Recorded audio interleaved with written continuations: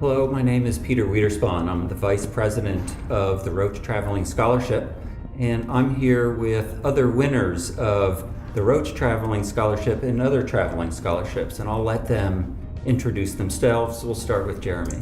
I am Jeremy G. I was the Rotch Traveling Fellow in 2014.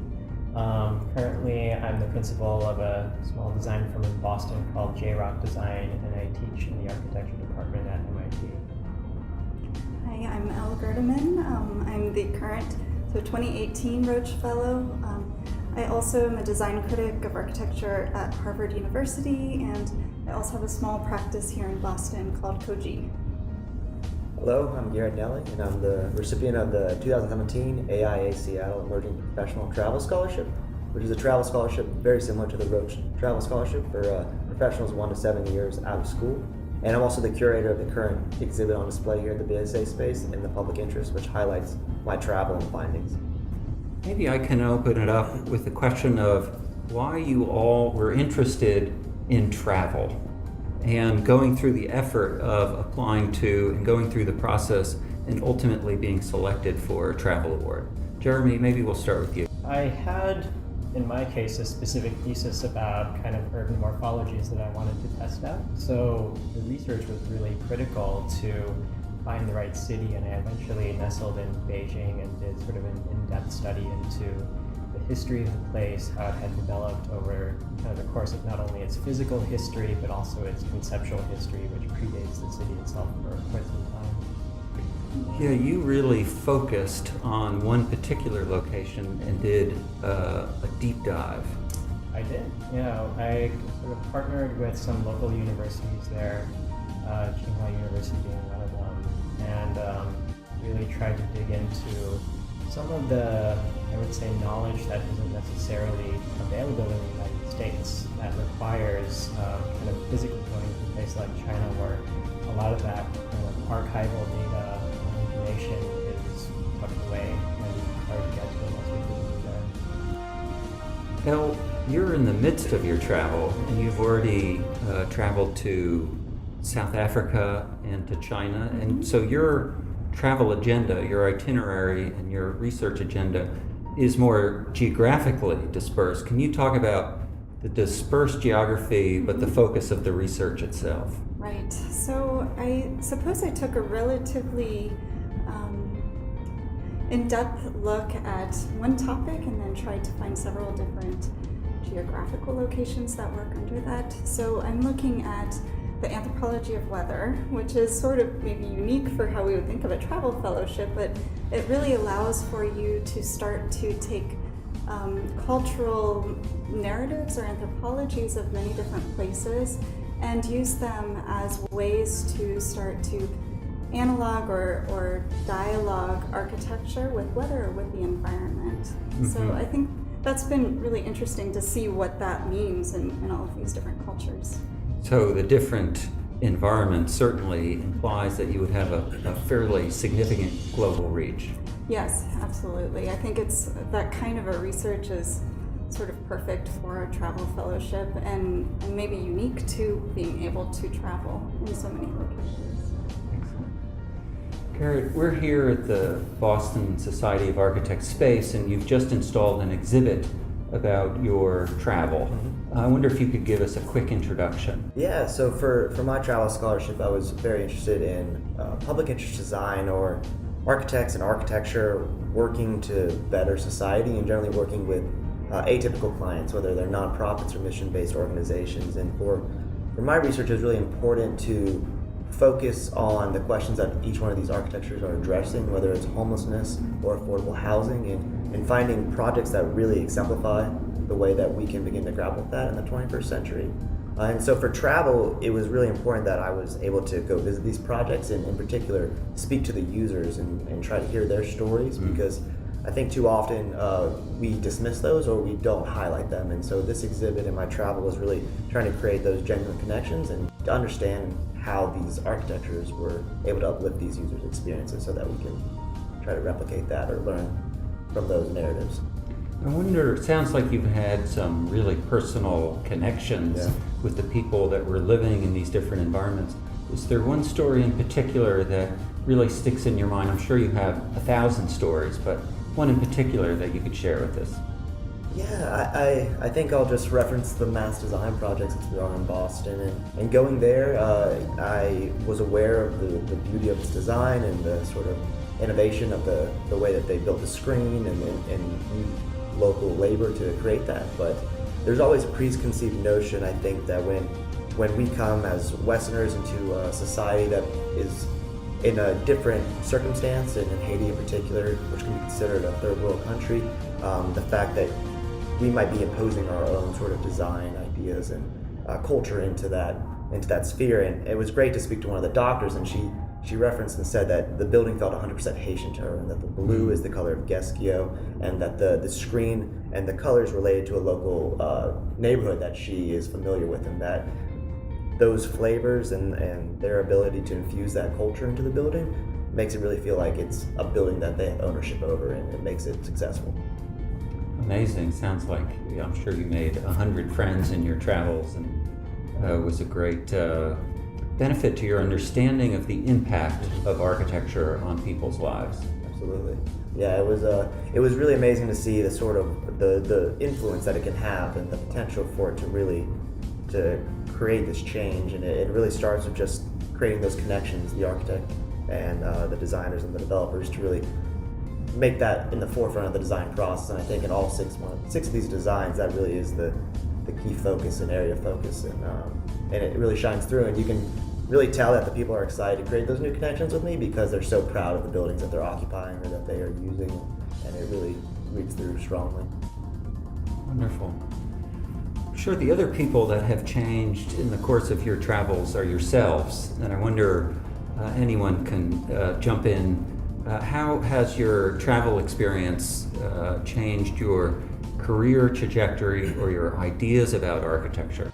I would say it provided kind of a foundational basis for some research that eventually led to my academic career that I very much enjoy right now. So it was critical to have that funding and that sort of support in order to allow for a thesis to develop for me. It's really rewarding for me. I've been involved with the Rotch for many years, and we send people out into the world, and to understand that it has had such a profound impact on your career trajectory and the choices that you've been able to make based on that experience. It's really wonderful to hear. Yeah. I would say maybe similarly the research aspect of it. It seems like there's a sort of trend in these travel fellowships to move towards research-based rather than just seeing the world, which I think is really fundamental and very distinct, and also beneficial for us as academics and in our careers now. So I would say certainly for me, having the ability to put forth a research agenda and try and carry it through over the course of 6 months or a year has been really useful academically, but then also, at least I'm not sure about how the structure is for some of the other travel fellowships, but the Rotch Fellowship is set up with 2 different design competitions, and those design competitions actually help to start getting a body of work going in order to launch a practice. So it almost had a 2-punch trajectory, I think, for me. Oh, that's fantastic. I love this idea that the traveling scholarships are rooted in a kind of research, that we're not just tourists, we're not just witnesses at arm's length, but we're actually deeply engaged in the cultures and the built environments that you're operating in. And I also love the idea that it begins to help you sort out ideas that may be implemented as a foundation for a practice. That's great. Garrett? Yeah, I think those comments are amazing, and they definitely resonate with me. I think the idea of research, especially as a professional, you don't have the same avenues as you might have in the academic setting, and so this research has really sort of been a catalyst and kind of opening Pandora's box. You kind of go in with an idea of what you're researching, and then you find all these different sort of tertiary commentaries and and themes that are happening. And I think as a curious person and someone who's very interested in just pursuing research and continued education, that it's sort of led me in a lot of different directions now from that initial starting point. But then also from a professional level, I think some of the things that I've learned through this travel scholarship, in particular, how practices are adopting this sort of work to be more humanitarian focused, and how that is economically feasible and how that alters your design processes, I think is something that I'm trying to infuse in the work I do right now at NAC Architecture, but then hopefully one day can kickstart and really be a foundation for what I hope to be my own practice, or a practice that I form with others. I think it's really amazing just to be able to be given the license to explore for a little bit, for whatever period of time that is, for whatever topic it is, whether it's more professional or if it's just a research agenda. And I find it personally kind of very fascinating how the Rotch has managed to transform from the paradigm of the Grand Tour when it was instituted, in order to, I think, serve a purpose that's very much more contemporary and suited to its time, even though it had this sort of 19th century origin, in which it's no longer operating as, let's say, sort of a device of privilege, but enabling us to engage in these different ways, which is, I think, more important now than ever. It certainly is impressive, the range of geographies and urban environments and natural environments that the traveling scholars experience now. It is incredible the ease of travel that has opened up the whole globe to kind of research that's available. And I love this idea that it's democratized the possibility of experiencing these environments, that these travel scholarships really open up this opportunity and allow for the freedom and the flexibility to focus on the particular agendas that you are all interested in.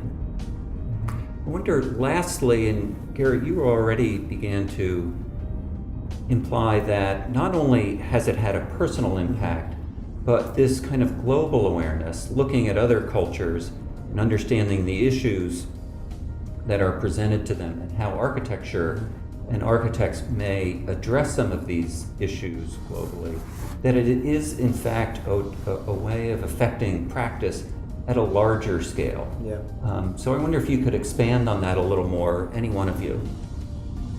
Well, I think, the more we become aware of what's going on at a larger scale globally, and we are able to explore architecture in all these different areas. The U.S. is sort of just a very small market in this larger global architectural practice, and we do things in a very particular way, and you can sort of get into the cycle of taking that as the norm and maybe not innovating, or maybe not learning from mistakes in that field. And so I think when you are able to travel and to experience how things are built in Europe, and where things are more competition based, or there might be a greater emphasis on community in certain cultures, you are able to then take that knowledge that you learned there and those practices and try to influence what we do and how we speak about the possibilities of design here in the U.S. And I think the more that we can become globalized architects, the greater impact and influence that we can have, and the more exciting ways that we can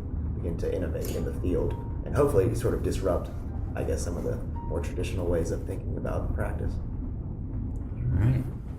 Anything to add about how, in fact, your, let's say, personal experiences are affecting the greater world of architecture, and what kind of impact we can have on improving the planet that we live on? I think we're increasingly in a pluralistic moment in architecture, and as those kind of veins of pluralism continue to develop, I think it's important to have greater contextual awareness of where we're situated in relation to them.